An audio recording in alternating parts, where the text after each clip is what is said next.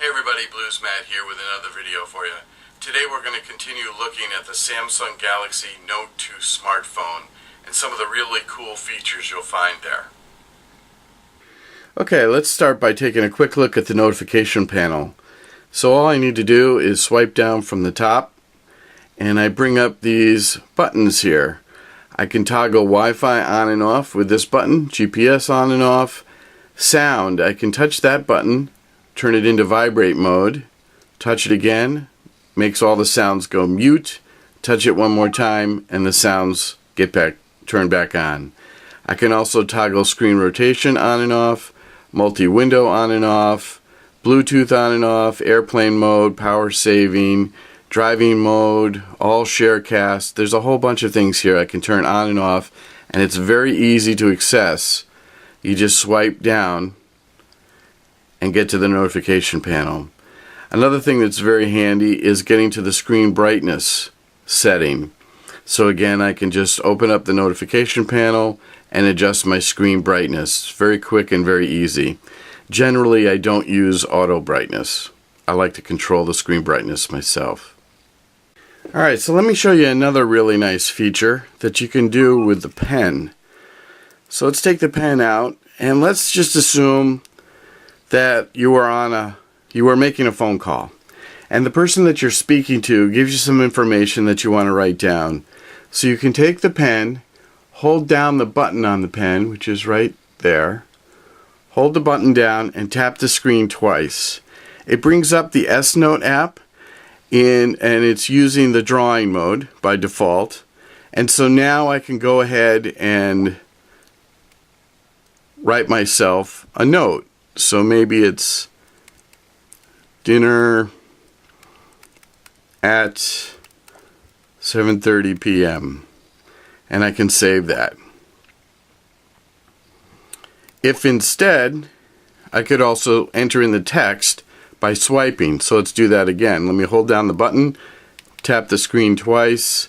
This time I'll go into text mode and I'll just swipe in my message. Dinner at 7:30 p.m. So this little feature of the phone where you can bring up the S Note while you're doing something else on the phone, like making a phone call, is very handy.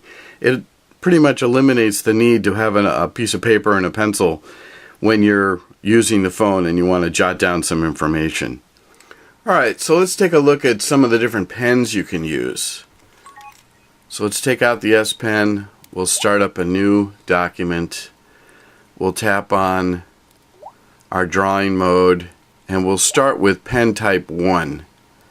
It's depicted in the dialog box as kind of an ink pen, and you can see that the edges of the stroke are very sharp. Pen type 2 is depicted as a brush, and you can see that at the end of the stroke it fades out. Pen type 3 also looks like a sharpened brush, and you can see that the ends also fade out, but we'll take a closer look at that in a second. Pen type 4 is like a pencil, so you can see it's very granular. And then pen type 5 is like a highlighter, so not only can you control the pen width, but you can also control the opacity. So let's jump back to pen number 1 and we'll just draw some lines with all the different pens so you can see how they compare. So that's pen 1, pen 2,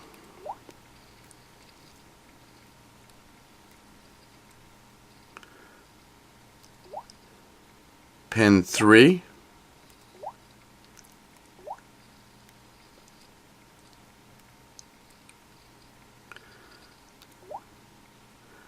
pen 4,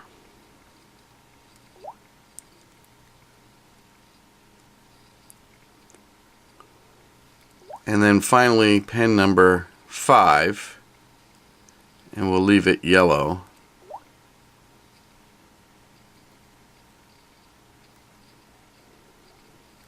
can see it makes very sharp edged strokes, much like a highlighter.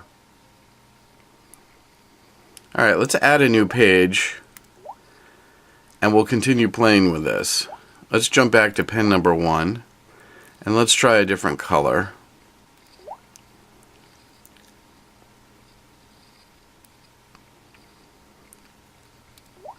Let's jump to pen number 2. We'll try yet another color and the same kind of stroke.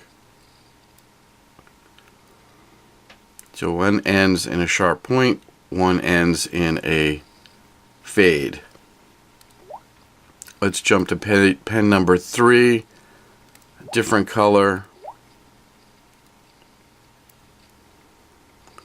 That one ends in kind of a different kind of a point.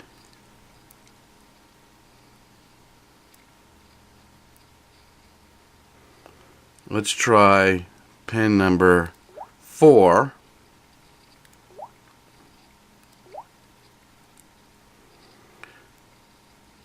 And you see that's very granular, so I can actually see the underlying color. I can see the green through the orange, the blue through the orange. And let's jump to the last pen, which is pen type number 5. We'll keep the yellow highlighter color for now. Let's just say very sharp edge, squared edge off strokes. And you're able to see the yellow, the orange, the blue, the green underneath. Let's try a different highlighter color.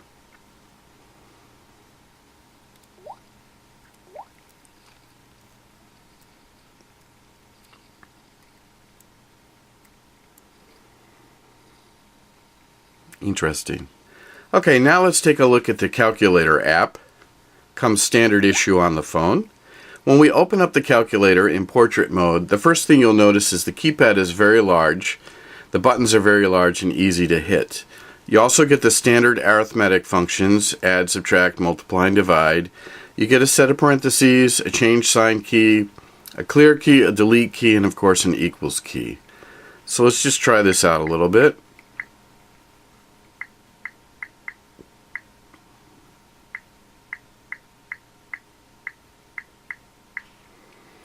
Alright, so there's some calculations that we did. If we need or want to review any of those calculations, we can press the little down arrow button and it shows us a history of the calculations that we just did. At any point we can press the menu button and then tap on Clear History to erase the history and start off with a clean slate. If we rotate the phone into landscape mode, we get the standard arithmetic functions we just saw a second ago, but in addition now we get some trigonometric and some logarithmic functions. So let's play with those for a second.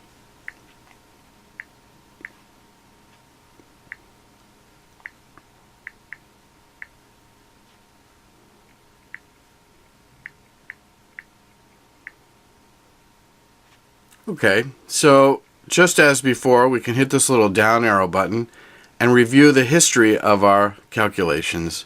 And of course, we can clear the history. Let's rotate the phone back to portrait mode. And now let's take a closer look at some of the other options here under the menu. There is a text size that you can choose. We had been using the small size text. Let's switch to the medium size. A little bit bigger. And there is a large size with bigger still. So it's totally up to you what size digits you want to see displayed.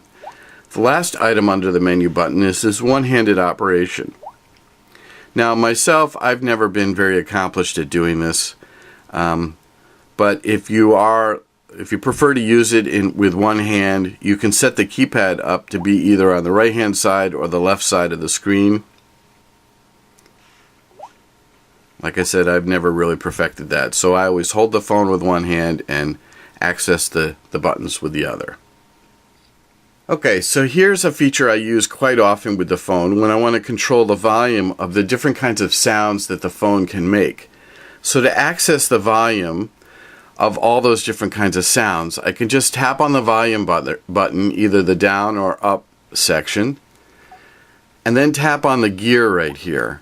That brings up all 4 different sounds, and I'm able to adjust the volume of each one independent of the others.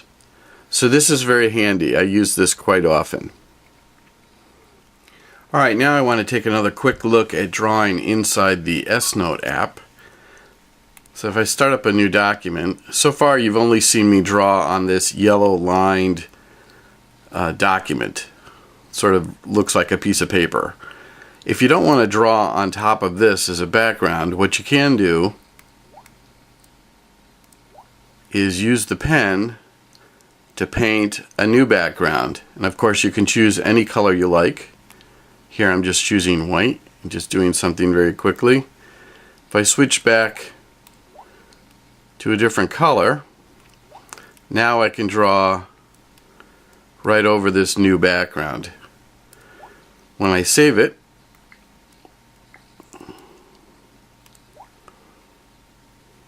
and then open it up again to either continue editing or to share it with somebody, there's my drawing. Alright, so let me show you another interesting way you can consider drawing using the S-Note app and the S Pen. So let's just start by opening up the pen settings. We'll choose a nice red, pretty thick line, and I'll draw a simple box. Now there's some other tools up here that you really haven't seen me use too much, one of which is the eraser tool. So if I tap on that a second time, I'm able to adjust the line thickness or the thickness of the eraser. So let's make that fairly thick. And now if I simply brush through the square that I've drawn, now I've got a nice dashed pattern and all the lines line up by definition. Alright, now I want to show you how to capture the screen or do screen captures on the phone. There's a couple of different ways you can do it. Check this out. I can actually take the side of my hand and swipe it across the screen and capture the screen. Where it actually goes is in my gallery. There's a special folder called Screenshots, and that's the screenshot I just took. Now, in order to be able to do this, you do have to enable it. It's a function that you can find inside Settings. And if I scroll down from the top to the Motion menu, tap on that, and scroll down a little bit further, you'll see Palm Swipe to Capture. Capture screen by swiping it from right to left or vice versa with the side of your hand, and you can see I have it enabled here. So that's what gives me the ability to capture the screen with my hand. Another way you can capture the screen is by using the S Pen. So to capture the screen with the S Pen, you hold down the button here and then just hold the pen against the screen. What that does is it captures the screen and it also opens up an editor. So we've seen these tools before, the pen settings dialog box. So I can change colors, I can change line widths, I can use a highlighter if I like.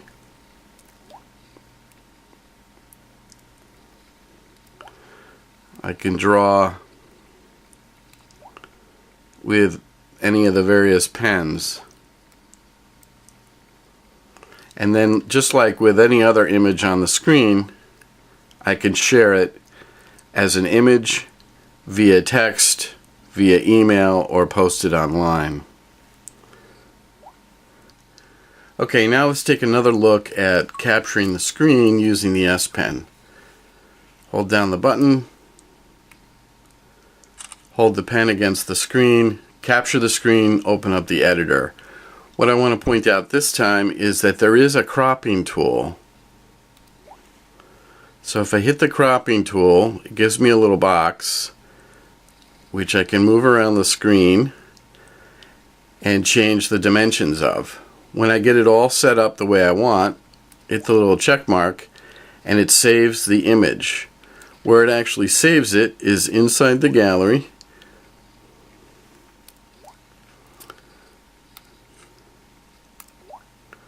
And there it is right there. It's in a separate little folder of all edited images. Very handy if you want to crop out a picture of a captured screen. Alright, now we're going to take a quick look at what you can do using the effects inside of the camera app. So when you open up the camera app, you can see that I've got it set on still images.